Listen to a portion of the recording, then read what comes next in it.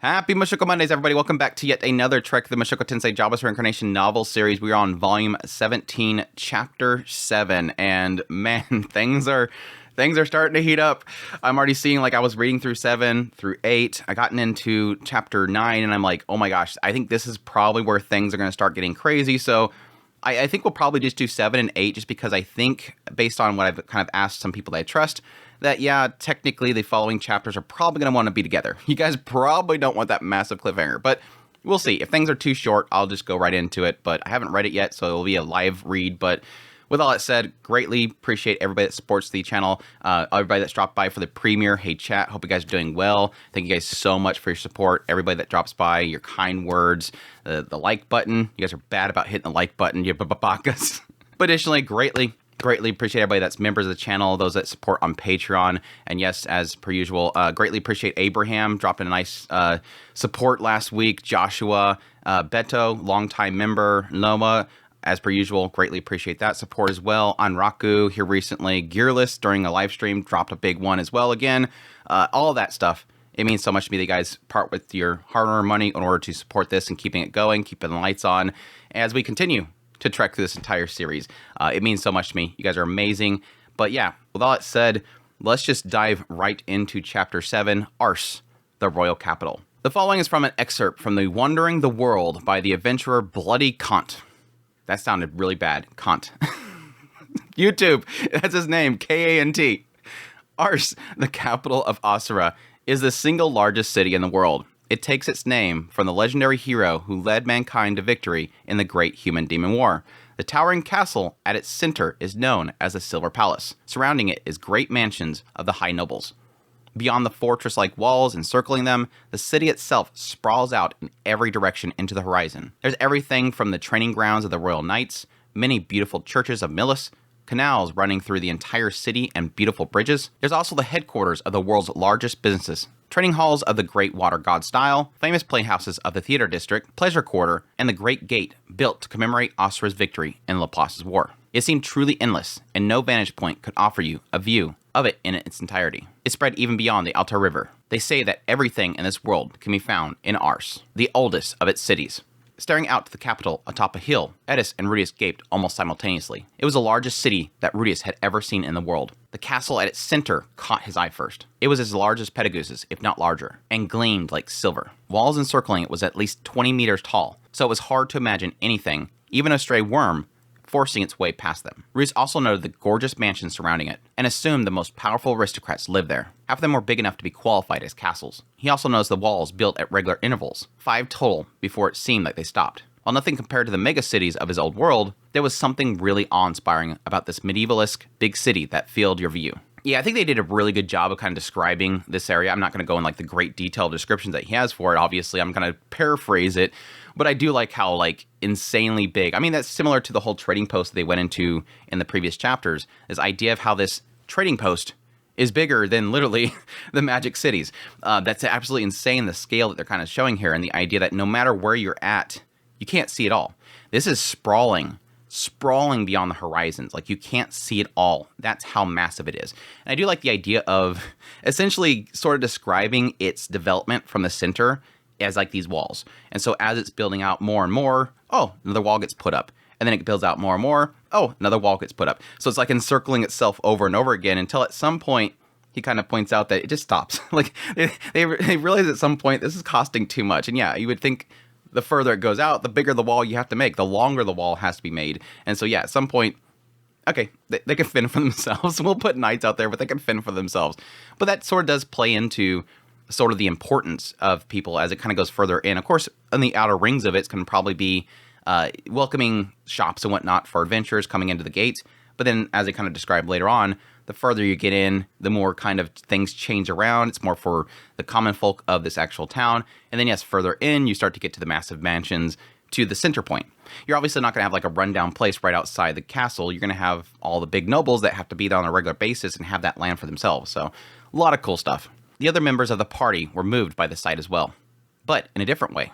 Eyes fixed on the castle at the center with stern faces. Even Ariel got out of the carriage to stare at it, but not long after, turned and suggested they keep moving. Thus they made their way into the streets of the royal capital. It was wide enough that you can fit 6 full-size carriages next to each other. He's like, yeah, it kind of seems like the old highways of my old life. Which again is sort of a tribute to what he's used to in all the other towns where, yeah, you might have room enough for 2 people. This was massive. The entrance of the city was similar enough to the other ones that Rudeus has seen. Vendors, stables, traveling parties, and adventurers were wandering around. There was less adventurers than most cities, however. Most of them were young, but there was a few beat-down veterans that were here and there. We're once again kind of hitting on the idea that there's not many adventurers in this area. It's not like a flourishing place for adventurers to be at. But I almost kind of wonder if he's saying that for a reason. Like, I almost feel like there's going to be this point which it kind of comes to a punchline. Like, yeah, that's because there's not much adventures here. You could probably say, I guess, that that's probably going to be more in the realm of why not many adventurers are going to get involved with this conflict. They did hire a lot of, you know, very skilled swordsmen and whatnot, but not adventurers. We're heading to my residence in the city for now. We'll use it as our initial base. There are preparations to be made before we can enter the court. They immediately moved on to the district of towering mansions owned by the high Osran nobles. Due to the sheer size of the city, it would take them half a day. That's insane as well. It'll literally take, well, I mean, technically they are on foot and they can't run. They're not sprinting. They're not riding their horses really, really fast. They have to literally walk through this place, but that's still insane for half a day. Luke led the group with Sylphie, Elaine, and then the carriage. Edis and Rudy were stationed in the back. They went in single file. While the road itself was wide, there could be complications if a noble came in the opposite direction. Normally, low-rank aristocrats would be expected to move aside, but Ariel's carriage was unmarked. Having her have to get out to resolve some sort of pointless argument would be a major waste of time. Yeah, I can see that. Like, they actually kind of have to move it aside, and then she has to get out there and like, oh crap, it's Ariel, and just havoc ensues. Especially as we've seen here in a bit, where like literally everybody kind of makes the assumption that it is Ariel, and they start freaking out. At some point, traveler-targeted businesses gave way to ones for average citizens. Also, people began to notice Luke and Fitz, curious if Ariel had returned due to the king's illness.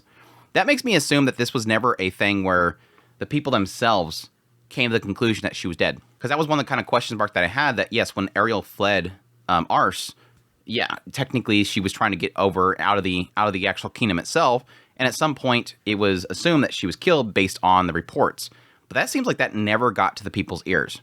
Now, some people could have assumed that, but yeah, technically the only real case that we have is that this one guy investigated and told Paimon. While they were easily noticed, it was no longer necessary for them to hide the truth. For one thing, it was never realistic to think that they could travel through the entire city undetected. Additionally, the preparations Ariel mentioned would have alerted Darius anyhow. They would have to show themselves eventually to make their court appearance. And it wasn't the end of the world if they caused a commotion. Yeah, this was kind of a question mark that I had. How long were they going to go before they finally kind of revealed themselves? And yes, technically when they're in this capital, it's free game.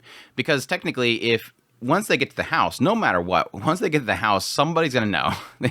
There's no way of avoiding that. But yes, as it kind of mentions, yes, we're going to have to make preparations. We have to reserve a place in the palace. And the moment that they reserve that, it's not like they can go in there and say, yeah, Joe Schmo No Name is once the palace court, you know, the hall, and they're like, oh yeah, sure, I'll put that down and nobody will know. The word's going to get out. And yes, technically traveling through the actual town itself, what are you going to do? You can't stop people from noticing you. And additionally, it's best time for them during the day going through town to be noticed, because then the chances of somebody coming in there and trying to kill her is less because they're in public. But they would still do it if they wanted to. Still, the three of them were really popular around here. Voices called out to them on all sides, and a few people tossed flowers. While not everyone reacted this way, it was at least a fifth of the people. Ariel and her companions were clearly celebrities. Even Luke waved at this point to his adoring public. Despite nearly a decade away, they seem to have retained their popularity. That's the big question mark, because that's nearly a decade's a long time for people to remember. But again, Ariel herself, and yes, Luke and Sylphie as Fitz, were very impactful to people. They knew who they are. So yeah, technically seeing somebody is going to be very familiar, which was kind of the oddity that I kind of found with this whole situation is like, why are you guys even going in there showing yourself? Like, you would assume that, like, at least with Fitz, with Sylphie, she's going to look different. Her hair is going to be longer. And you would assume that everybody's seen her as being essentially a boy, as Fitz. So how would people see like this new elf with longer hair being Fitz immediately? Now, Luke makes sense. Luke, I don't see him having changed much, but even with him, why is he showing his face and everything? Again, it goes to the whole thing where it doesn't matter anymore. They're not trying to hide it anymore, but at the same time, don't be like throwing a big billboard up there to draw attention. That's the other thing. But no, maybe the whole point was to make a commotion. But still, it's an unmarked carriage and everything. If you want to make a commotion, mark the carriage. Show herself. Have her wave out the window. All that kind of stuff. It seems like it's a little conflicting with how they're kind of handling this whole situation. Thankfully, it seemed like there was some sort of rule against blocking a noble's path, so none of them rushed in. Whenever Sylphie got a chorus of cheers, she scratched behind her ears. After a while, her ears started to bleed. I'm just joking. Rudeus made note to tease her about this later. The cheers grew louder as they made their way past the central plaza. Rumors of Ariel's return must have spread. It made Rudeus fear that the guards would run in to take control, a prime time for Auber to strike in the chaos. Thankfully, nothing dramatic happened in the end. There was some armored men in the crowd, but they were cheering alongside everyone else. Ariel seemed to have the common people of the city on her side, as well as low-ranking soldiers. None of them looked like they were burning with anti-government sentiment, but they still greeted Ariel like a returning hero. It all felt awkward tagging along, but Etta seemed to have the opposite reaction, filled with excitement. This is so cool! Reaching the nobles district, the crowds quickly thinned out. Ariel's fans could be limited to the common folk, or perhaps the aristocrats had too much pride. It's probably both of them. The idea of like rushing out there and cheering as an aristocrat, it's like, yeah, that would probably look bad. But again, it also take a lot of attention upon yourself that you don't really want. I can see in this whole situation, I can really see how a lot of these people are, yes, for sure, fearful of backing Ariel right now because Grabble has so much power. And yes, it's going to take her going around and probably telling people, hey, look, I have power too. And I can see additionally just saying, I have Pedagoose. I'm curious if she did drop Pedagoose's name as she went around, at least in these 2 chapters, to kind of get people to back her, because Pedagoose backing her is insane. But she could be wanting to keep that card for her epic stage. Because technically, if I were to say, hey, I have Pedagoose's backing, they're going to sure. Like, they're just not going to believe it. You have to, so it might be one of those things of keep it until you can show that card. I'll show you the stage. I have somebody very important backing me. Just wait. Some soldiers were patrolling the area, taking their job very seriously. Rudeus then spoke up. Wonder who those people are. They're Novice Knights. Rudeus blinked in surprise that Edis knew the answer. Unless you attend the Knights Academy, you have to start off as a novice until you've learned all their ceremonies or rites or whatever. No kidding? Yeah.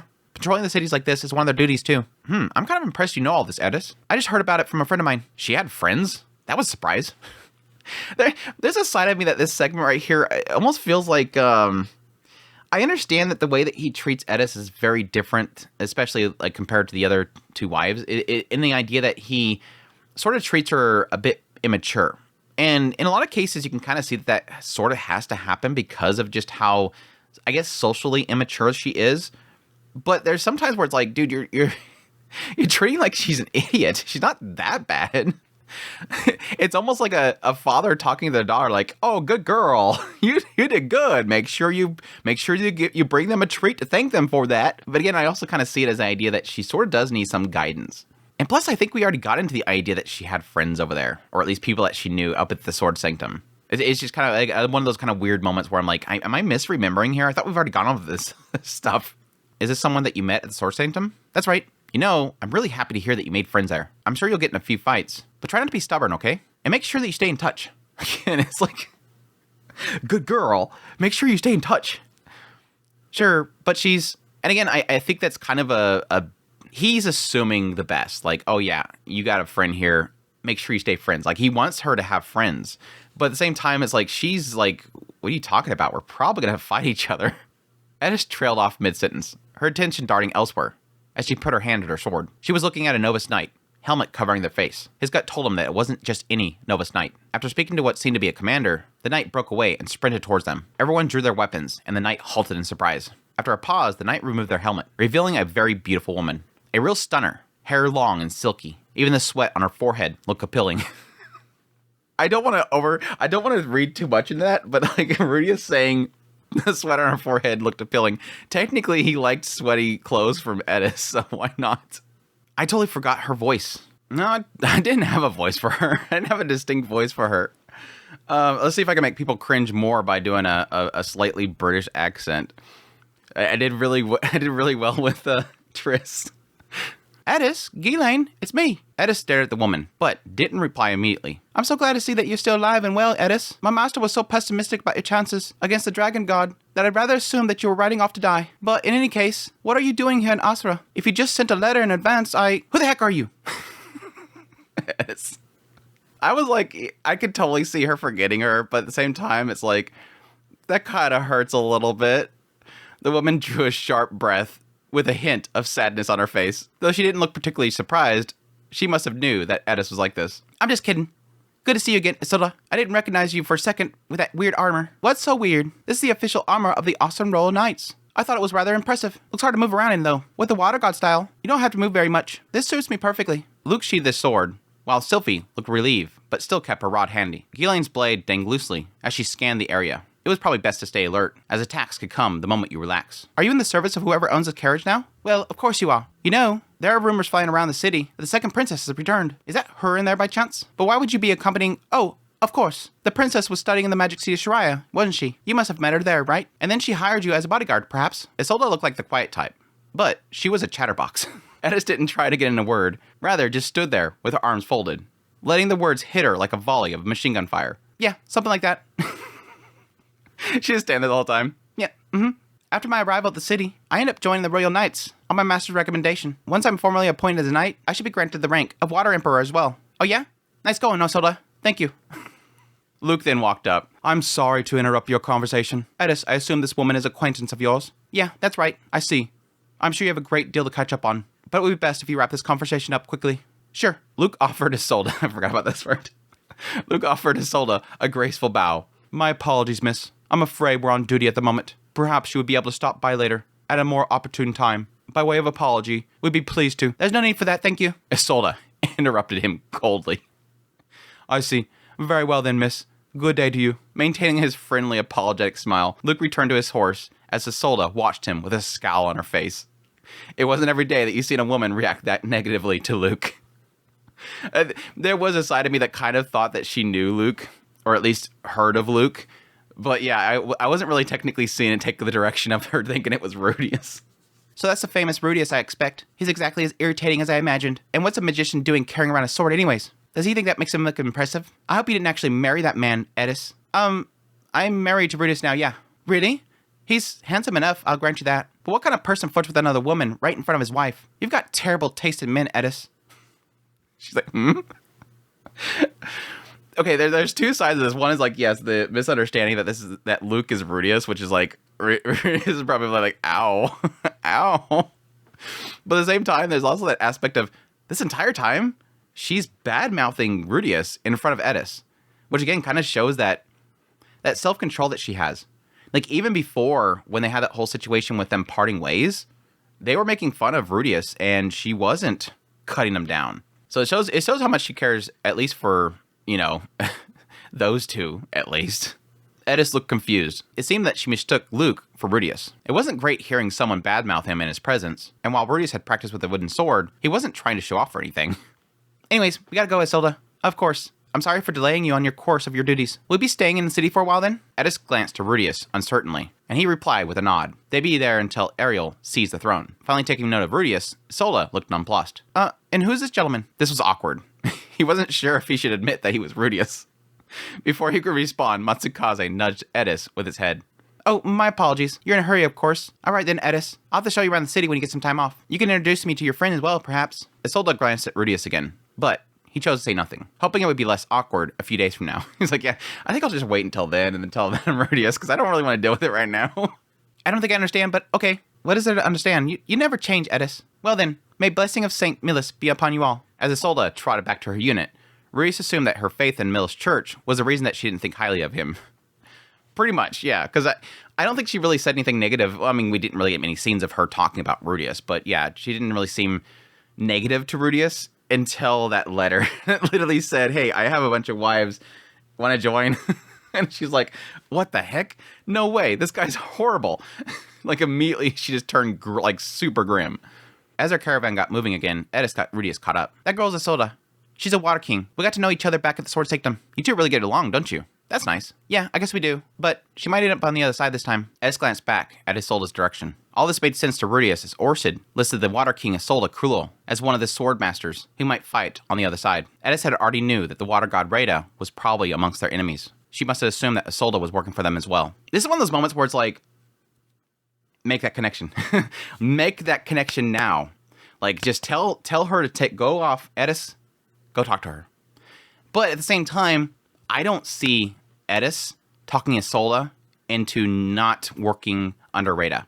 Because obviously, the assumption here is that Rada is working for the First Prince. And if Rada is working for the first prince, Isolde is probably going to be working under her as well. That's her master. There's no reason for her to listen to Edis and follow Edis and help Ariel. So it's like, on one end, I'm conflicted on the idea of like, make that connection.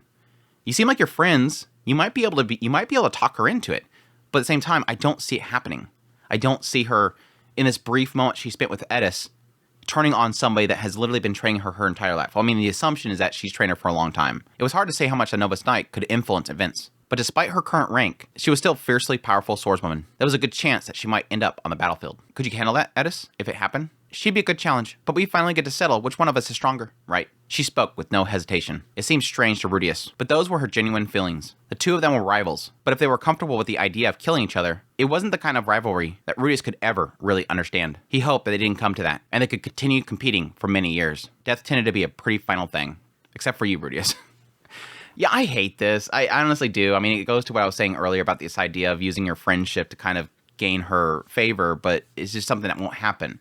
And at the same time, it's that different mindset of a world where death and rivalry and killing is just kind of a normal thing.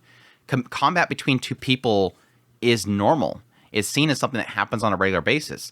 And hesitating means death.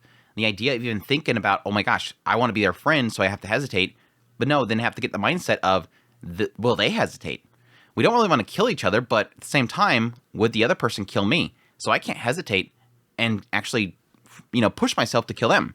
It's a really nasty area there, especially in the idea that, yes, right here, like I mentioned earlier, and was kind of saying, Rudeus, stop. And the idea that he's like, wow, it seems like they're good friends. I finally see Edis talking to another person her age, and they look like they're friends. And they're willing to kill each other. Like, she's not even hesitating. I think she would hesitate in the end, but at the same time, in combat itself, I don't think that hesitation is going to be there. Like, take down your enemy or you're going to die. It does really suck. And I easily is something that I can see Rudeus struggling with. Like, this doesn't make any sense to me.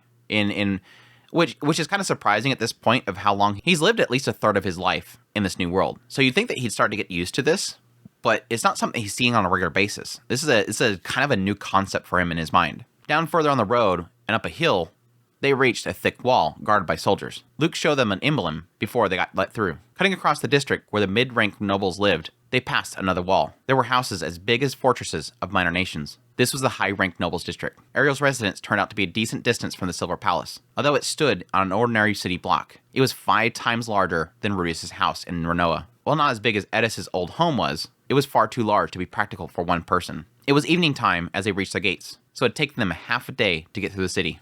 So he was right. Like, dang, dude.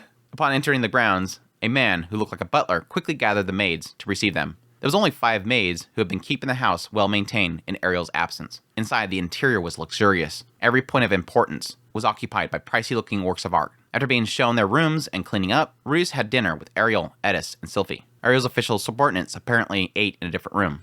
Now then, Sir Rudeus. Yes, Your Highness? First, let me express my gratitude. Thanks in no small part to you. We've made it safely to our destination. I'm going to begin making my arrangements tomorrow. I will prepare a suitable stage for the arrival of Lord Pedagus and the downfall of High Minister Darius. That makes me believe, based on reading this chapter and the next chapter, that I'm kind of wondering at this point, now reading this again, she's listed 2 main goals. I'm going to prepare a stage for Lord Pedagus to show up. So she's going to probably create a big celebration, this big thing, gather all the biggest nobles in there, and then just open the door, and here comes Pedagus in. Of course, gotta send all the familiars in first, and then have him walk in. But additionally, the other aspect is the downfall of High Minister Darius. So it makes me believe that the first things first, she will present the truth about Triss, and then when the chaos is happening, welcome Lord Pedagus in. We'll see, though.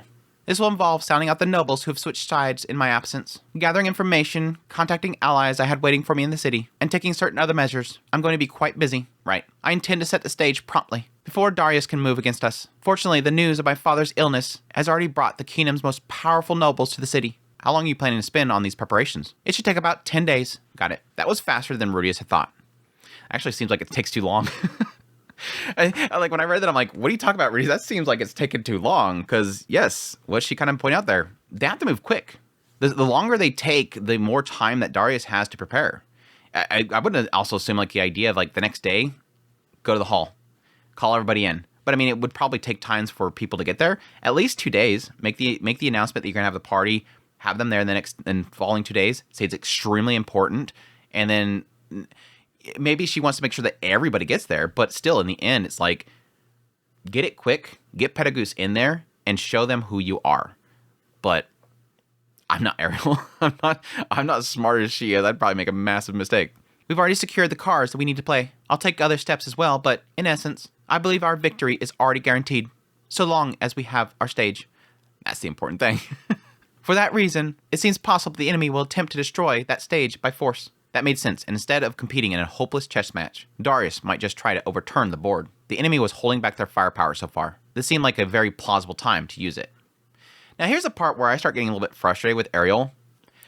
And this could just be Refugin trying to keep everything vague so that he can have like this later chapter, something really cool happens. It could be possible that Ariel has already kind of filled Rudeus in on her stage. But it just kind of feels weird dancing around the stage and this thing that we're creating for Petagoose to show up. And it's like, it's starting to make me believe that Ariel is not trusting Rudeus. Like, why dance around this? Say what you're going to do. Because that's the best way that he can prepare to help out Ariel, is if she's clear on what exactly she's doing. By saying stage and we're preparing this grand entrance and everything, it's like, say exactly what you're doing so that he can offer suggestions and be prepared for what's going to be possibly a big fight. But again, it could be that Refugin's just trying to keep it vague here so that later on the reveal of the stage is actually really cool. I don't know. We've assembled a competent force in our own right, but I'd like to increase the odds in our favor. It would be best to chip away at our enemy's threats in advance. That makes sense. I would like to ask you, Edis, and Sylphie to take on this particular role. You want us to go out and hunt down the enemy? No, I imagine that'd be very difficult indeed. The capital is an enormous place, and if you spend too long wandering the streets, they may launch an attack on me first. Ariel's allies in the city were not powerful enough to take on the likes of a North Emperor. In other words, her actual fighting force was limited to what she brought here. Instead, I think we can lure them out into the open. What do you mean? We'll deliberately present them with a golden opportunity so that they'll pounce. I have a magic item that should make that possible. She was possibly talking about the appearance-altering ring. They could disguise someone as Ariel and put them in a vulnerable situation. Then they could strike down the enemy when they showed. Staging an opportunity wouldn't be hard. Ariel can work it into the schedule that she had in mind. This would involve placing you in some amount of danger, Sylphie. However, Sylphie interrupted. That won't be a problem. This is the moment of truth, right? Let's do everything that we possibly can. Sylphie, acting as a decoy, worried Rudeus. But it wasn't like she was safe anywhere else on the battlefield. They'd come too far to back down now. As long as she was willing, he'd just have to protect her. Yeah, that's technically one of those things to keep in mind is like, technically Sylphie's done this before. This isn't anything new for Sylphie. She's been doing a lot of this kind of work. Now, granted, the assumption in a lot of cases was that she was taking on Ariel's appearance at times, and Ariel herself was disguising herself as Sylphie, or Fitz. But I mean, it could have been like Cleone or something like that was typically who was going to be taking on the appearance of Ariel, and she was elsewhere.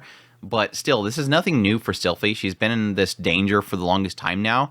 It's just, yes, for Rudeus, he's now directly involved with it, and he's present for it, but he does have to keep in mind that no matter where she is in the battlefield, she's going to face the same threat. It's just as being the decoy, she's more primary target. And that's the important thing to remember, is that before Sylphie would be maybe on the side of the carriage, she was in danger, but she wasn't the enemy's primary target. The one they're going to send something directly at. Get that quick stab in, get the job done. A quick assassination. And in a lot of cases with assassination, you're not focusing on, okay, we need to make sure that we take down all the guards and then kill, the main target. No, they're thinking, how can we distract them while we kill the main target and then flee? Do you think they'll actually take the bait? I would say it's about a 50-50 chance. They hadn't been attacked since they slipped past Auber. They've been cautious and alert, but the journey took them nearly a month. There was moments they could have ambushed them. That suggested to Rudeus that they anticipated Ariel's plan for a dramatic showdown and chose to gather their forces to overwhelm them at the crucial moment. In that case, it was possible that they had more than enough firepower to do the job. The man god had given them a good sense of their party and strength after all. It would be bloody, but the throne was on the line. Any issue that would arise for this strategy was a risk they were prepared to take. It's a good point. Yeah, technically, I think once they passed Auber, what they're kind of implying here is that they pretty much said, okay, come back. Just come back. We'll set up here. And what Ariel wants to do here is thin out the ranks.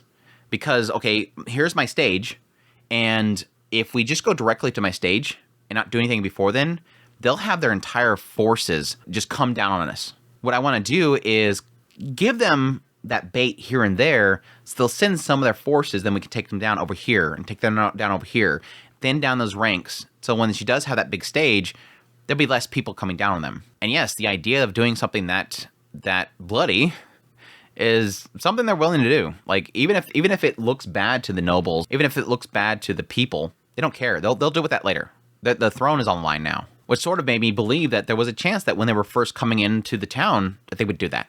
Just attack it, take it out. We'll just claim that it wasn't us. We weren't involved. It was some other party that did that, which also is bad to the idea of them coming in without a marked carriage and everything, because then people are just questioning, is that Ariel or not? It's more likely they could have been taken out. If they do bite, we'll be in good shape. But if they don't, I guess we'll have to settle things in one big battle. Indeed, I think we'd have to rely on you quite heavily in that scenario, Sir Rudeus. That wasn't reassuring to hear. He's like, don't rely on me, please. Don't do that. Can we call in any sort of reinforcements? We do have a number of allies I've found in Renoa and sent here in advance, but even the best of them are only advanced class swordsmen and magicians. I intend to deploy them on the day of our performance, but they wouldn't be much use against a North King, much less an Emperor. If it's absolutely necessary, I could ask our other ally for assistance. Our other ally. That would mean Orsted. At this point, Rudeus wasn't even sure if he was in the city yet. He kept up on his regular reports, but there hadn't been much to tell him lately. Ariel hadn't seen him since our first encounter, as Luke was too wary of Rudeus to wander off with Ariel. Yeah, technically she could go on her own. No, nobody's going to let her go out on her own, so I guess that wouldn't work. Literally, it would have to be Rudeus and her going alone, and yeah, I could see Luke not being too happy about that. All you have to do is, like, wait for him to take his turn taking a nap and sleeping, and then go. Get out of here, go, hurry. But yeah, that was a massive question mark that I had, is like, is Orsted in the area? I mean, he could be hiding, like, because it hasn't really indicated this idea that an aura is about Orsted.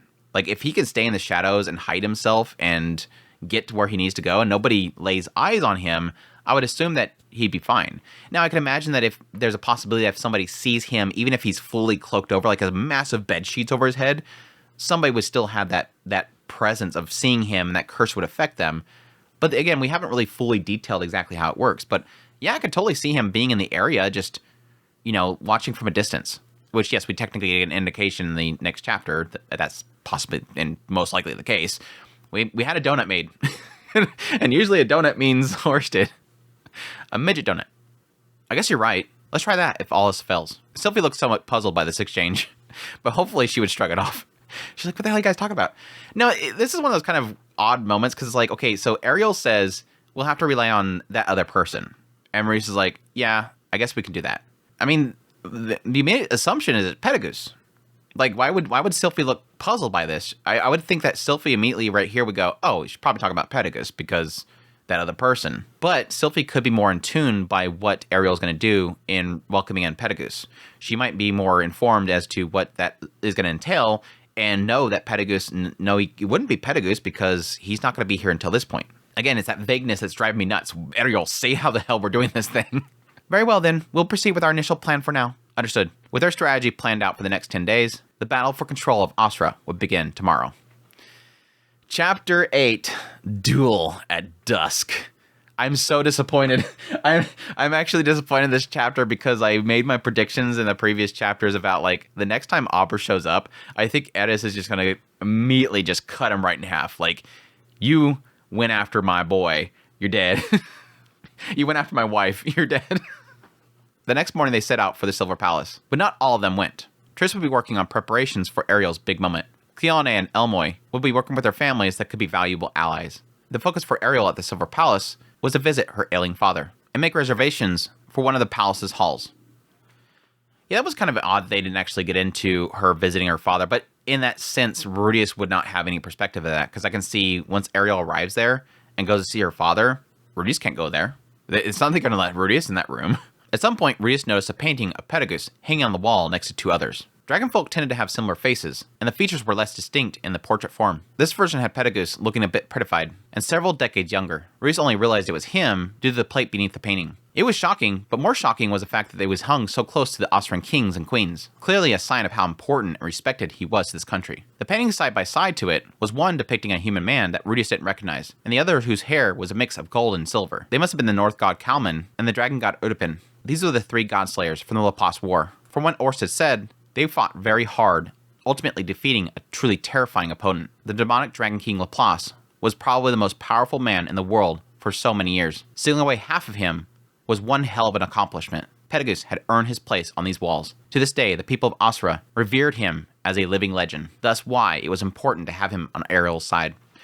Yeah, I think this kind of cements that idea that when Ariel was living in this palace and being amongst these people, yeah, on a regular basis, she would see how, yeah, he's literally on the wall in the halls next to the kings and queens of this entire nation. So yeah, it's pretty much like having a king back you. That's kind of important.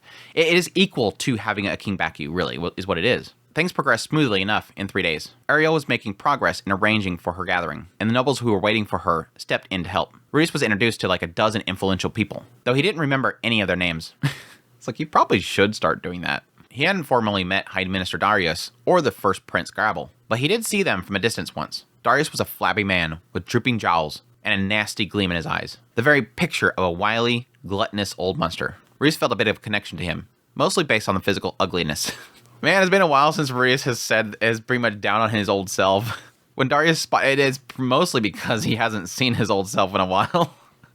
He doesn't have to like regularly visit himself. When Darius spotted him, his face contorted with terror, like he was seeing the Grim Reaper. Maybe it was unwise to read too much into that sort of thing, but the man's reaction was so blatant that Rudeus couldn't second guess himself anymore. He was obviously working for the man god. Gotta keep saying that. I don't know, for one thing, it's specifically saying he looked at Rudeus. Now, yes, you could say that there might have been other people with them, like Ariel's there, he's there, maybe Sylphie's there, maybe Luke's there. There could be somebody else that he's looking at with some sort of terror. But yeah, I can totally see it being Rudeus that he's specifically looking at and going, oh, so that's that guy. And there is also a side of me that could be that Darius could know that Rudeus took down a demon king. And that could be his fear. It could possibly not be that the man god told him, Rudeus is going to kill you. You have to stop him before he kills you. He's going to be the one that kills you. And then Darius over time sees that everything else the man god foretold is happening. And then, oh yeah, that's the guy he said. That's the description. That's him right there. Rudeus Greyrat is right here. The one that guy who foretold all this other stuff said will kill me. But again, it could be the possibility that, yes, a lot of people were talking about the fact that Rudeus took down a demon king. And that could easily spread to him. And yes, there could be word that, I don't know that anybody would know that they did talk about Orsted, the dragon god, that rumor was also spreading as well. So he could also know that Rudeus fought the dragon god. So there could be a lot of reasons why he's fearful of Rudeus.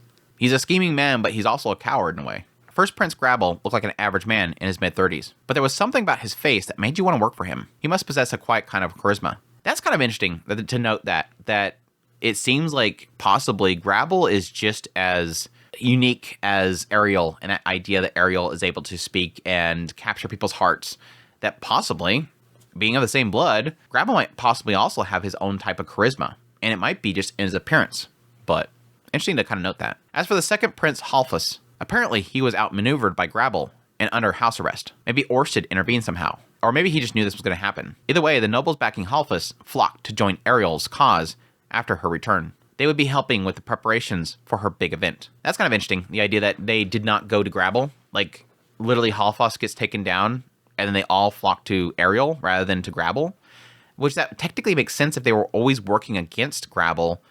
It's not that easy to kind of just go up there and go, sorry, boss, what can I do for you now? You're basically changing. So having that other faction pop up in the picture is like, oh, good.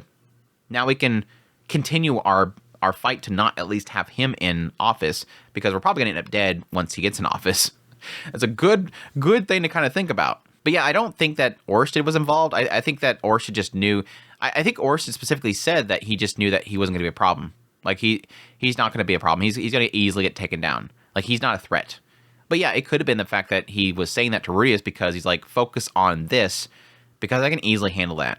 I have my ways of doing that. It might be simply just show up in front of him and he becomes terrified and staying in his house the whole time. He's seen the embodiment of death in front of him. Ariel was fighting her own battles, while Rudeus would eliminate the enemies who tried to stop her by force. They had come under attack repeatedly. Hired killers were sent their way every day, but they weren't special in any way. They targeted Ariel exclusively, or rather, Sylphie, who was acting as her double. On their streets, while she dined, while she slept, never giving her a moment to relax. Ariel, on the other hand, wore a maid outfit and a wig, eating simple meals with the household staff, and sleeping soundly in an ordinary servant's bed. Sylphie mentioned at some point they were sending more than last time around. Having Rudeus at their side made a huge difference. The assassins were well organized and not incompetent by any means. But with Edis, Ghislaine, and Rudeus around, they couldn't put up much of a fight. If Rudeus was alone, he'd probably struggle a little, especially when some of them looked like young boys that Rudeus would hesitate to kill. Having Edis and Ghislaine with him was a great help. Yeah, this stuff sucks. This stuff sucks. And again, that was something that we kind of got into with the introduction of Fitz and Ariel, was this case of them sending a young girl to assassinate. And it's that whole realm of, yeah, that's something that definitely caused a hesitation when the target that's coming for you, that's sent to you, is probably brainwashed to the point that they have to do that or being forced to do that. And they come in there and they're unfortunately probably young and manipulated to the point where they're not going to hesitate to kill. And in reverse, you're thinking, there's no way that I want to kill a child. This is horrible. And you would hesitate. Like, how could you even bring yourself to do that? And again, with somebody like, Edis and Ghislaine, again, they're more shaped to this world. Their morality is a lot different in this world than what Rudeus has experienced his entire previous life. It is really heartbreaking. But I was kind of curious when I was reading this part. I'm like, are they going to get into the idea that Rudeus is now having to kill? Because every time that Rudeus has ever brought up the idea of having to take a life, he always has that conundrum in his head of, can he do it?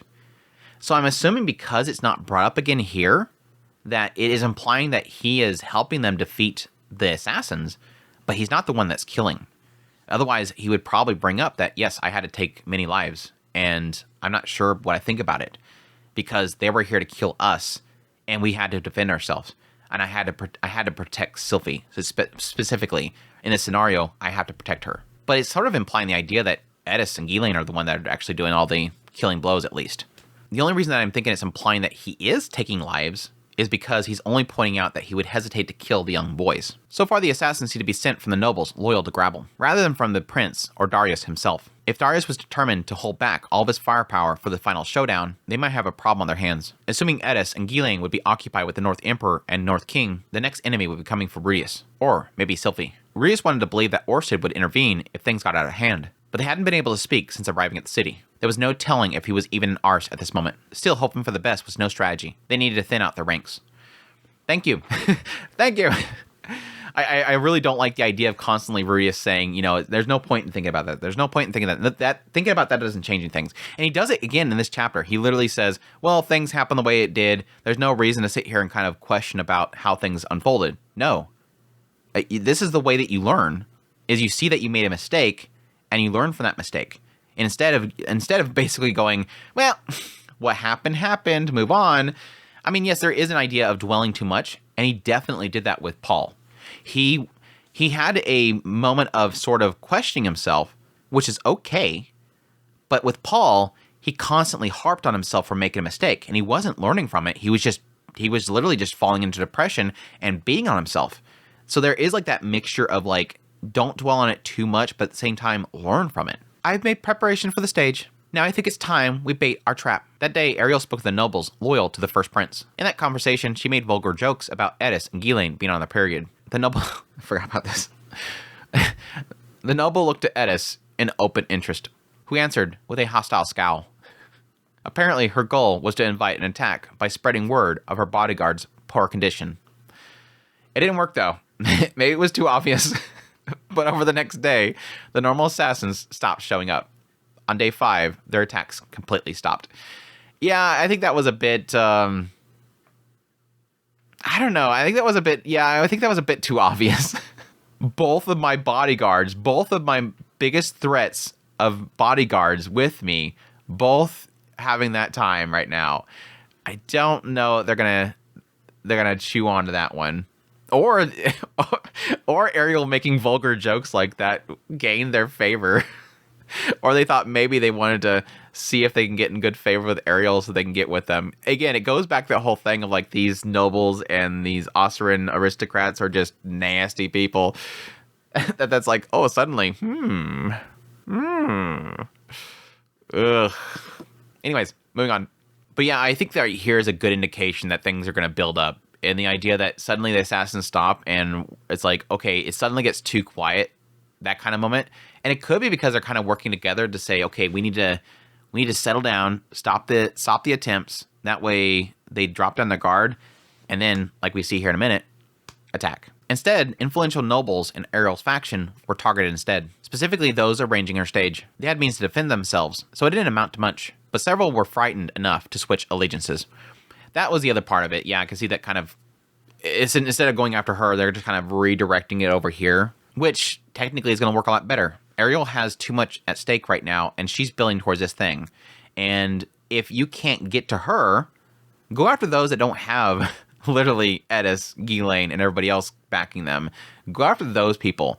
Make them fearful and turn away. Rudeus also finally met Paimon Notos Greyrat, a major player in the struggle. He had, in fact, abandoned Ariel to ally with Grabble.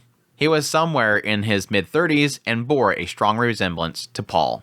I didn't get that from the anime. I don't know. Maybe here soon we might see. Maybe he's in the opening pages of the volume that I don't look at until somebody tells me. But yeah, I can totally. I don't see that, especially like I said with the anime's version of him. He looks like a scrunchy little dude. But I guess it's not so much like full on appearance, but there's like something in there, like the facial structure is what he's kind of pulling to. But there was no hint of Paul's breezy confidence on his face. Instead, he looked like a hesitant, fearful person. The kind of man that would flee at the sign of danger like a mouse. Reese didn't have a problem with cowards, but he definitely looked like the kind of guy that Saros would have loathed. It made sense they end up as enemies, and Paimon would take advantage of the displacement incident to have Saros killed. Still, it was hard to believe that a man like this would be so bold enough to murder a powerful rival. If he had guts like that, Saros would never have hated him in the first place. I think it's more of an idea that with this comment in mind, I think it's more of an idea that, yes, you can see that this guy looks like a coward. He looks like a fearful man. He has no spine, basically.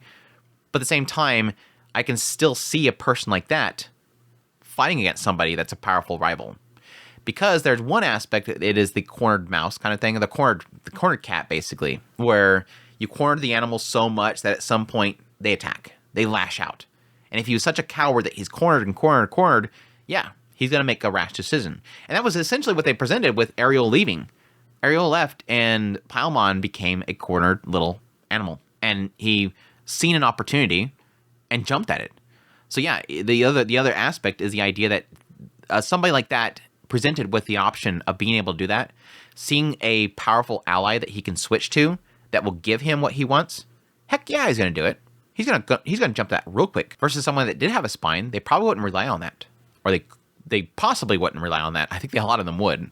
Luke and Paimon had a long, heated discussion at the meeting. More of a fight than a conversation. Luke pressed his father to explain the betrayal, but Paimon refused to answer, saying only that Luke wouldn't hope to understand his reasoning. Luke begged Paimon to rejoin them, but he refused. In parting, a man that looked like Luke's older brother scornfully asked if he was after his family's inheritance.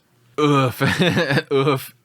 I think from a vantage point of somebody having to be on the other side of the table to a father figure, that sucks. And again, there's no real sign of how close Luke was to his father, but in the end of the day, he's still his father. No matter how you want to cut it, unless he just despised his father, it's going to hurt. It's going to hurt to actually see that, or at least go through that. But yeah, I think right here, the obvious answer is that Paimon. Let's start with Paimon. I see what he's saying here, refusing to answer, saying that Luke could not hope to understand his reasoning. I think it's probably the aspect of, if I wanted to give Paimon credit, if I want to give him some sort of understanding, him some empathy as to what he's doing, it would most likely be Paimon is trying to protect his family. He's protecting the family name. And again, with Ariel leaving, he had no choice but to go, I have to change allegiances, otherwise I'm going to get wiped out. I know how powerful Darius is. I know how powerful Grabble is. If I don't change allegiances now, my entire family is done. I have to keep my family alive. Yes, it could be self-preservation. I need to keep myself alive. I don't want to die. But I think because he says, you would not hope to understand my reasoning, that makes me believe that it's most likely it is, I want to protect my family.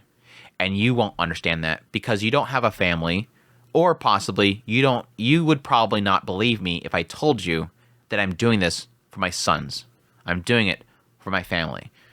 That would be my assumption there if I give Paimon some credit here, because I do think hasn't been really any signs so far that he is a incredibly nasty person. Now again, if in fact he is connected to Saros' death, yeah, he's a nasty person. But still, I don't see him as ruthless to his own family, to his own blood, I guess, is the best way to put it. Yeah, the other end is Luke's brother, which seemingly it seems like... Now, he's asking if he's after his family inheritance, and I believe he's talking to in direction to Luke himself, which I'm kind of curious as to why he thinks that is an issue here.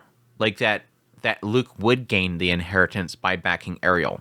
Unless he just assumes that, yes, if he backs Ariel and Ariel wins, he's going to get the head of the family. Which, yes, Ariel technically already kind of stated that idea of appointing a head of the family. So it technically implies that that is a power that she has, and that was technically on the cusp of them talking about essentially getting rid of Paimon. It seemed like a horrible way to treat your own son after he'd been struggling in a far-off place for nearly a decade. But Paul had been just as bad at one point. That's just, no, that is a dumb connection, Rudeus. Come on. Yes, technically you came back and you got reunited with him and he lashed out at you, but this is a completely different case here. You guys quickly fixed your issues, and there was no aspect of you being in different factions that is going to go into some bloody war. This is not even close to the same scenario here, Rudeus. This is a dumb connection you're making. But Rudeus did admit that he wasn't exactly the picture of virtue himself. Asha nobility seemed to have their own set of values, none of which Rudeus understood, so it wasn't fair for him to judge. This continues this mindset that Rudeus always has, this idea that no matter how, like, I see a society, or I see a group of people, or I see how they handle things, and it was like a big presence in when he was talking about, obviously, the trait of people, is that he just doesn't really, like, go out of his way to, jump on a soapbox and say, you're doing wrong, follow my values, because on one end, yes, he does see himself as being not the best person in the world, and being dirty in a lot of ways, but at the same time, I don't have any place to be there and tell them how to handle things. So it's kind of one of those little struggles where you do want him to sort of make a comment, but he's not going to make a comment. It's not his place. If he stood up and said something, it wouldn't even matter anyways. So it's best to kind of just keep your mouth shut in a situation like that. If Ariel triumphed, Luke would lead the Notice family as the man who emerged victorious in a dangerous conflict. If Grabble came out on top, that would fall to his brother. Considering how serious the consequences might be for failure, their harsh attitude might be seen as a way of showing their concern. Though there was a chance they also hated Luke's guts. It's like, yeah, he kind of gives him a little credit there in the idea of, like, in Paimon saying that, and his older brother saying that, they're trying to be harsh to him to say, you're messing up, you're in the wrong, you won't understand. And we don't get the context of what else they talked about. They could have said, Luke, dude, stop. Just come back home. We don't know that. I mean, I would think that Rudeus would sort of at least imply that if that was the case. Yeah, I can see if you want to give them credit there that it's tough love kind of thing. You're not right. We're right. But additionally, yes, they could just not like Luke. I would think that they like Luke because, I mean, Paimon was supporting Ariel, and it seemed like he was, at least that brief moment we had with that little meeting between Paimon and Ariel before, it kind of implied this idea of Luke take care of the princess and all that kind of stuff. He was backing him, and he was seemingly proud of him. But there was a little bit of sense in there of, like, not really having expectations for Luke. But anyways, in any case, it seemed Ghislaine would get her chance to kill Paimon after all. Still, if Luke begged to save his family, Rudeus would be tempted to help him patch things up. However, a part of Rudeus didn't want to take that risk. It was an ugly situation, any way you looked at it. This was a odd thought that Rudeus had. Yes, the simple part here is that, yes, if Luke was like, please don't kill my father, after everything, say the dust settles, Ariel's sitting on the throne, and Paimon's laying over here, and you have Darius and you have Grabble over here, they're laying there, and all the enemies are defeated, and then you have Ghislaine walk up to Paimon, sword to his neck, and Luke's like, please spare my father. The idea here is that Rudeus would be like, yeah, I'd be tempted to kind of go, yeah, let's not do that. Let the guy live. You can, just make it to where he's stripped of rank or whatever. Make him a commoner or whatever. Strip him completely. Banish him from the kingdom itself. There's a lot of options there besides just execution. But the odd part here is Rudeus saying that he didn't want to take that risk. That's the odd thing. And I think the idea might possibly be that the situation itself is ugly in the idea that Paimon has betrayed Ariel. And Ariel is about to go off to a bloody conflict, and Paimon will be on that other side of that bloody conflict. Lives are going to be taken. And so would you even want to put your neck out there? But the question mark is what's the risk? The only thing I can think of the risk is by pre-conflict. Like, Gilang right now could go kill Paimon right now. And that would actually technically take him out of the picture as an ally that's going to be on that battlefield. That's the only thing I can think of that he's mentioning that. 9 days had passed, and their stage was set. It would be a party with drinks, dancing, and chatting. Such events were regular in the halls of the Silver Palace. It was announced as being held by the second princess, Ariel, in honor of Prince Grabble, and all the major nobles would be expected to attend. I think the only reason that she's saying that it's in honor of Prince Grabble, like, what is he honoring him for, is probably just saying to honor him as a great prince to get everybody to come, and technically to force Prince Grabble to show up. If she just had a party, there's no reason for Grabble to be there. And even if she just had a party and invited Grabble, there's no reason for him to be there. But in honoring him, it forces him to have to be there. So that's probably why. All the major nobles will be expected to attend. Rudeus couldn't see himself attending something that was obviously a trap, but it may not be simple as members of the Austrian nobility. Appearing at parties of this kind was more or less their duty. There was many attempts to disrupt the preparations, but Ariel dealt with them all efficiently. Day 10 would be the moment of truth. Sir Rudeus, I've given them one final push. Oh? To be more specific, I have leaked information that should make High Minister Darius very anxious. Right, I see. Darius controlled Auber and his friends, with disciples of the man god not always behaving exactly as he wanted. We're back to disciples again. Like a couple more chapters and we're back from apostles to disciples. We can't make up our mind anymore. I'm going to point out every time now. I just have to now. It was possible to make them ignore his words, especially out of fear of self-preservation. That was how Rudeus swore loyalty to Orsted. Yeah, my assumption in the leak is that Pedagoose is backing her. I can't see really anything else that would cause Darius to become anxious. I mean, what else is there? Unless she leaked that she's going to come out on top. That's the only thing I can think of. That's literally the only thing I can think of is that she's leaking out there that Pedagoose is backing her, which would make sense why Darius would want to stop her before the party. Because again, the whole idea here, what we're assuming is that Darius and Grabble are going to wait until that final preparation, that final stage comes up, that party. Surround her with your best and kill her. So we're assuming at this point that Darius and Grabble are not going to send them after them before then. And if they want to thin them, they have to bait them really good. And again, I think the only thing that will make Darius want to attack before that party is because at that party, Pedagoose is showing up. And so he has to take her out before then. But on that note, if I was Darius, which that's a horrible, disgusting thought process there. If I was Darius and I got leaked to me that Pedagoose was going to be backing her, I would send my entire forces at her before she got to that party. But it could be one of those things where he's going, yeah, if that's true, then we have to stop her beforehand. But Pedagoose backing her? I don't see that being the case. Unless the man god told him that would be the case and he didn't want to believe the man god. Who knows? Still, there's no guarantees. And if they don't take the bait tonight, yeah, I know. In that case, they'd be facing the entire forces the next day. That would make things difficult, and one of them might end up dying. Rudeus wanted to prevent that as much as possible, but Paul's face kept flashing through his thoughts. He'd hoped the plan would work out this time. Yeah, interesting moment for finally having Paul come back to his thoughts is that idea that everything has been planned out. And again, same with the whole situation with the Hydra. Rudeus laid out that long plan, and he thought it was pretty much flawless. And they went out in that fight, and he lost Paul. And it's going to be the same thing here. Ariel believes that this plan is flawless. We got things set up.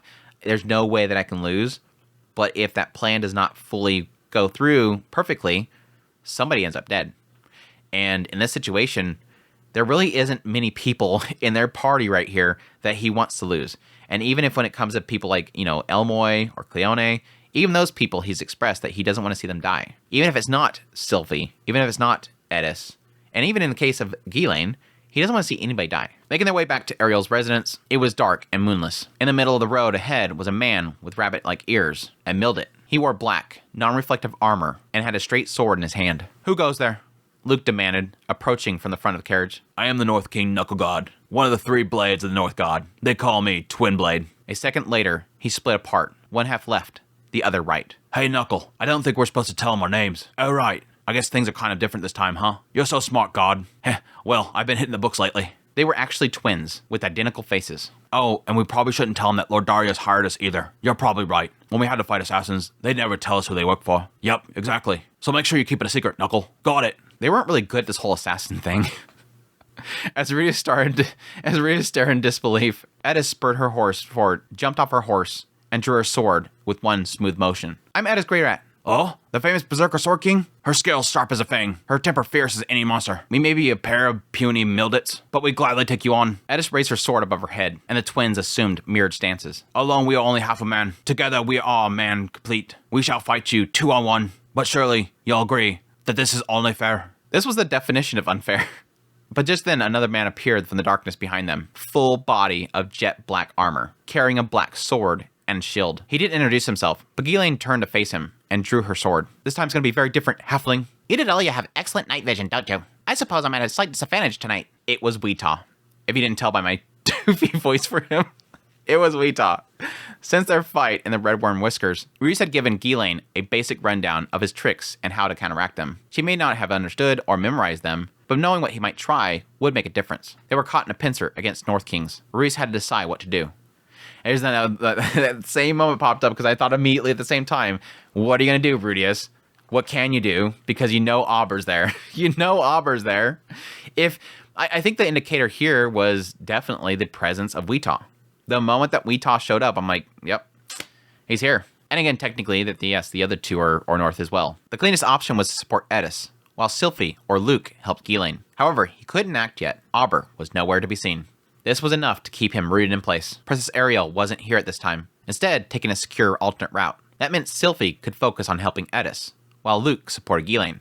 Still, ignoring the carriage would tip them off that Ariel wasn't here and they would flee. Ariel was clever enough not to be found, but their battle would be postponed until tomorrow. This was their chance to take down 3 North Kings. He keeps like talking about like oh yeah, there's 3 North Kings because he keeps putting the two bunnies together. Rudeus could assist Edis, while Luke supported Ghislaine, but that would leave Sylphie to fight Auber, which was probably a losing battle. Rudeus wanted to believe that she'd hold her own, but Orsted thought that she wouldn't stand a chance. Maybe remain on guard? No, he had to think. Yeah, I think if Rudeus had trouble taking down Auber, I don't think that Sylphie could. I don't think that she's that quick and able to sense it. Plus, additionally, Rudeus fought Auber with a massive advantage in the idea that he had an eye of foresight, plus something that would completely catch him off guard. I don't think that Sylphie has much on her behalf that would catch him off guard. Now, granted, the idea of Auber coming to kill Ariel, and then suddenly Ariel turns and casts incantationless spells at him, that would be a massive thing there. But he probably knows that Sylphie has incantationless.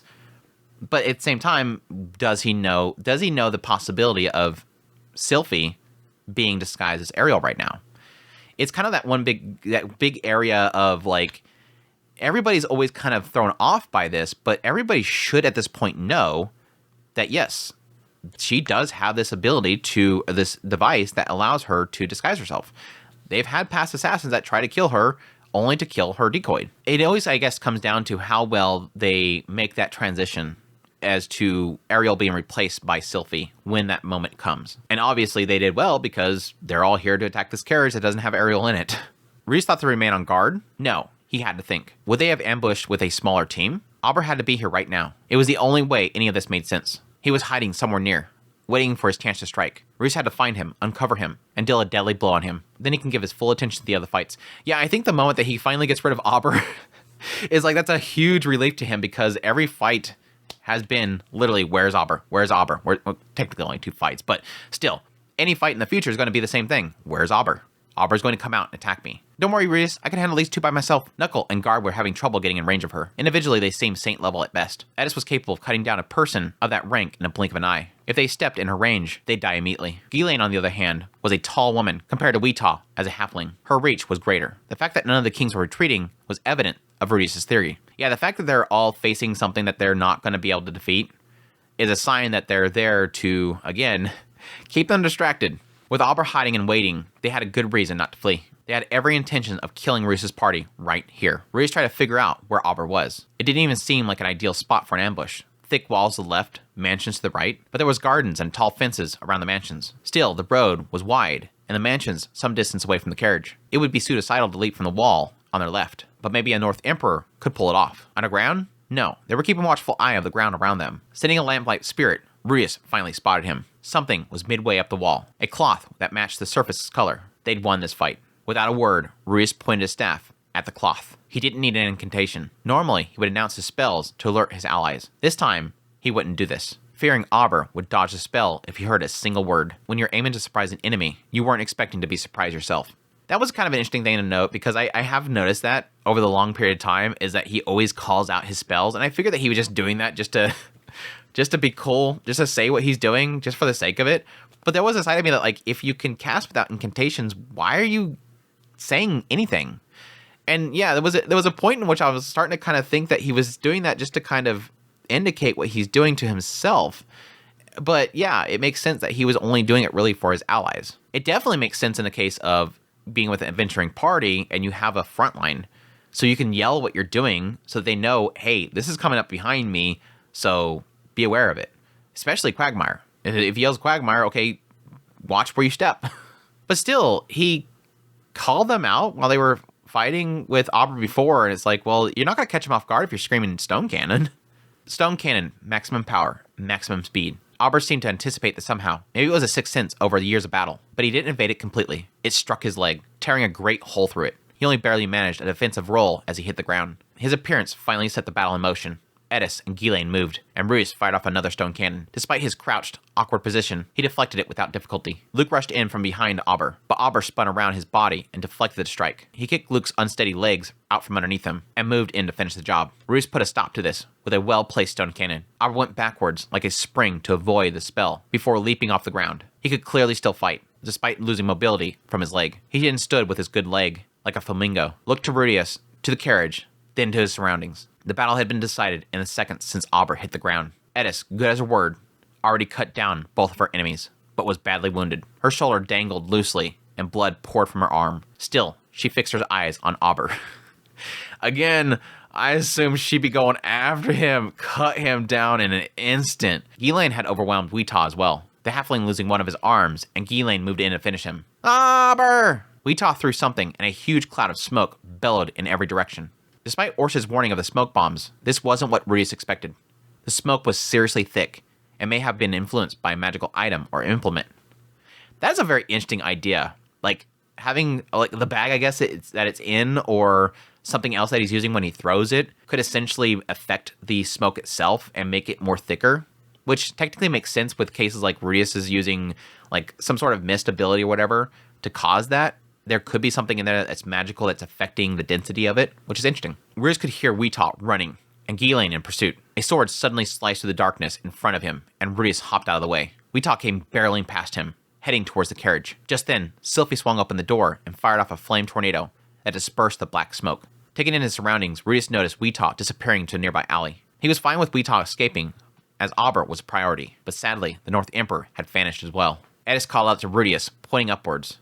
Auber was scuttling up the wall with metallic claws like a cockroach. He moved at remarkable speed, reaching the top and disappearing entirely. It only took an instant, but there was no chance they'd catch up now. Rudeus turned his attention to Weetah, calling to pursue him, even though he knew that he might not be able to catch up to him at this point. However, as Rudeus rounded the corner, he came to an abrupt halt. Weetah was already dead.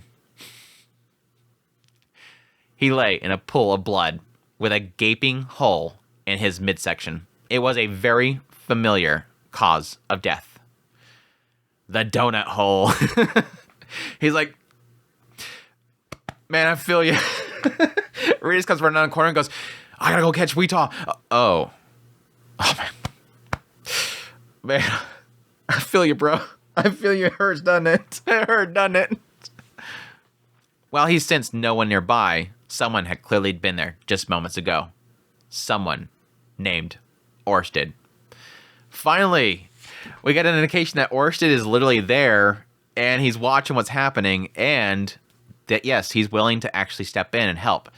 So yeah, it kind of implies the idea that when they were fighting, which does technically make me a little angry at the idea that, well, why didn't you go kill freaking Auber? But again, that goes in that whole question mark that I've had this entire time of why isn't Orsted helping? Why didn't Orsted kill Auber in that first meet? Why didn't Orsted wipe out that entire army before they even got the carriage there? Again, this is idea that I assume Orsted is being very selective of how he's getting involved, because in a lot of cases, going against somebody like Auber with his mana being depleted, that's a risk. It's a risk that he doesn't really want to take. So I can totally see him just taking out. Now it could be that he's seen, Weetaw running away and just took him out, and then Auber at that point slipped away before he can get over there. Or Auber's dead somewhere right now. Auber could still be dead, technically. I didn't actually think about that when I was reading this. I'm like, yeah, technically, he could have went after Auber after this. Just Rudeus and them didn't see the body because he ran up the hill, the wall. So maybe like next time they next day or whatever, they hear, there was a report that Auber was found dead with a hole in his chest. But at the same time, it is one of those things where like when Auber got away this time, I'm like, oh gosh, he's still alive. And now there was a side of me that briefly said, but he's got no leg. And so his future's bleak. He's probably not going to be involved anymore. But again, there exists healing that can restore limbs. So he could possibly show up in the next battle with his leg back. Like, oh yeah, must have gotten some really good healing magic on his leg and restored his limb. Or he stole one of Rudeus' scrolls and ran off. But yeah, big bummer that Auber got away again. Literally a cockroach scuttling away. Because that was my mindset that I had when he got away a second time. It's like, yeah, cockroach is a really good term there. Like, no matter what you do to that thing, it just keeps scuttling away. But yeah, good on Edis taking down 2 guys at once. That's some good stuff there. And rip Weetaw. Rudeus, you got him, huh? Turned to Edis. Blood poured from her shoulder. But she wore a satisfied smile on her face. Yeah. Before saying anything else, he touched her arm and cast a healing spell. It was a terrible injury, deep enough that it could sever a tendon. He knew Edis didn't hesitate to take hits in battle, but it wasn't good for his nerves.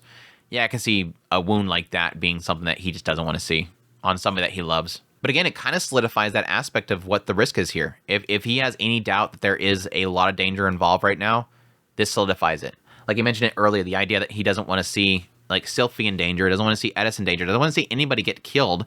This kind of solidifies it. She thanked him casually before turning to yell at the main street. That was Rudeus earlier. He took Weetaw out for us. Everyone finally breathed in relief. My apologies. I only slowed the rest of you down. No, I'm to blame for this. If only I finished off Weetaw. Rudeus could have kept focus on Auber. I probably should have jumped out of the carriage a little earlier, huh? Hey, come on. One of them got away, but we did all right. They bantered as they worked to clean up the bodies. Rudeus had some regrets. Maybe he could have prevented Auber's escape if he was more creative with his choice of spells. If he hadn't assumed his mobility was gone, he could have thrown down a quagmire. Still, there was no point in dwelling on it. The battle was brief, somewhat chaotic. Dissecting every choice that he made wasn't particularly helpful. In the end, they killed the North King Weetaw and the North King Knuckleguard. That's 2, or 3 fewer enemies for them to worry about. Auber might have escaped, but they may have achieved their goal in thinning the enemy's rank. It was safe to call this a success. Now, they just had to win the final showdown. Yeah, no, first of all, I didn't think about this earlier, but yes, technically there is a chance that Auber might not actually fight anymore. Even if he does get his leg restored, he might be like, you guys deal with this crap yourself, and he might leave. There is still this idea of what kind of mindset does Auber have?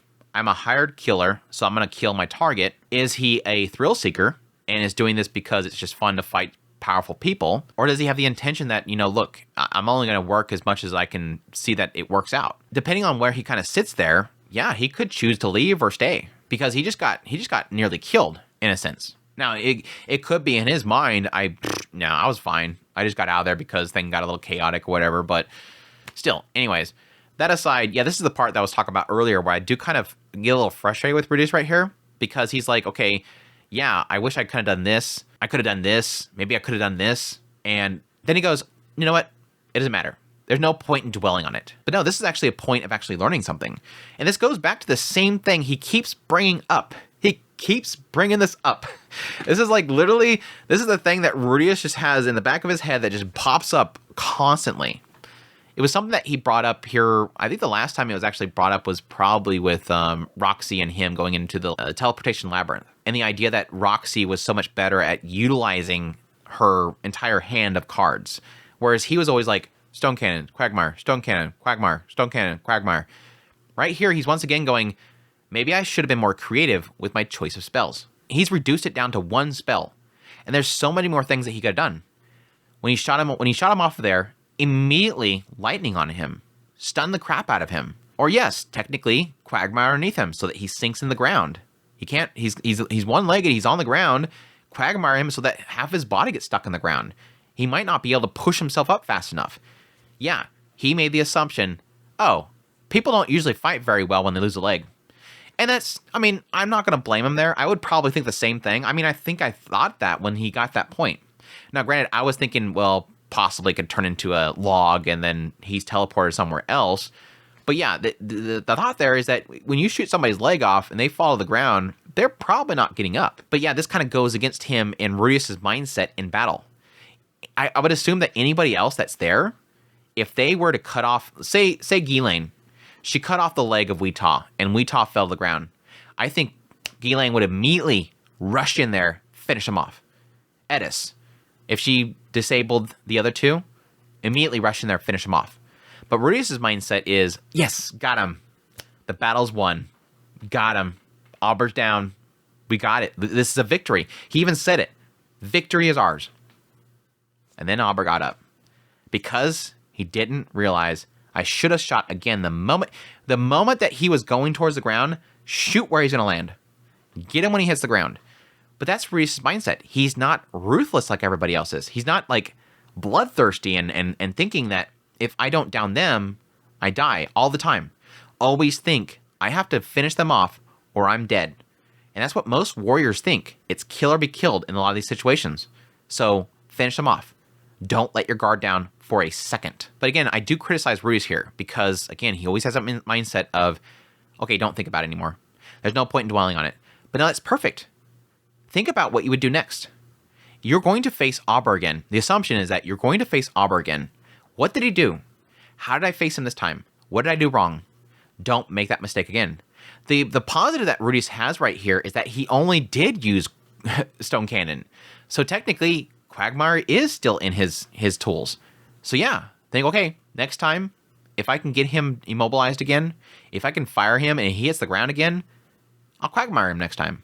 It's a good thing. It's a good thing. Again, don't dwell on it forever, of course. Don't beat yourself up about it. But still, learn from your mistakes. Learn to do better next time. But yeah, it's funny to think that when this chapter ended, I was like, I don't really think we achieved too much. I mean, anybody getting taken down, even if they take down one of their enemy, that's better than nothing.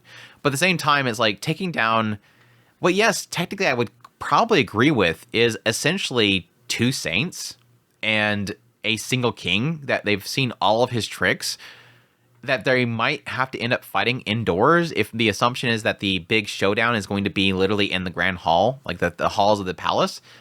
I don't necessarily see that this is much of a win because, again, the biggest threat, which is Auber, was not taken out. And I hate the idea that, yes, technically when they do get to the next battle, we're just going to be the same dang position again. Where's Auber? I can't do anything. Where's Auber?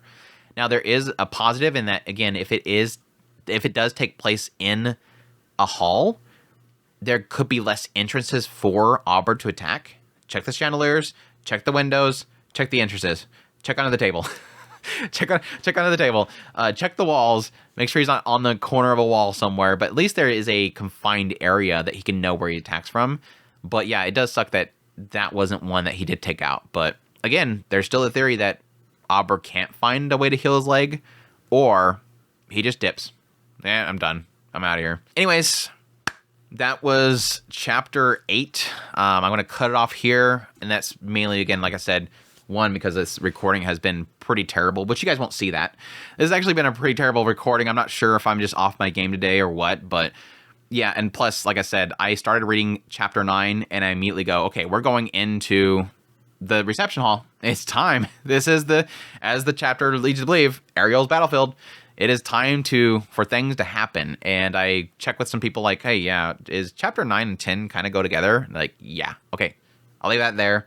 I'm not gonna read 9 and 10 right now, so that's the thing there. But anyways, thank you guys so much for dropping by for the premiere. I hope you guys had a great Mushoku Monday as always. Greatly appreciate everybody that stopped by, your support, your kind words. Everybody involved with Mushoku Monday is just what makes this so rewarding, even aside from, yes, my great appreciation for everybody that supports the channel through Patreon, tips, links, super thanks, memberships, all that stuff. It means so much to me. And yes, without your guys' support, this would never happen. And I'm looking forward to next week. I'm probably going to immediately get off the recording and start reading chapter 9 and 10 because I'm dreading, but at the same time, I really need to know what happens next. So I will be looking forward to talking to you guys about that the following week. But until then, until the next Mushoku Monday, y'all take care.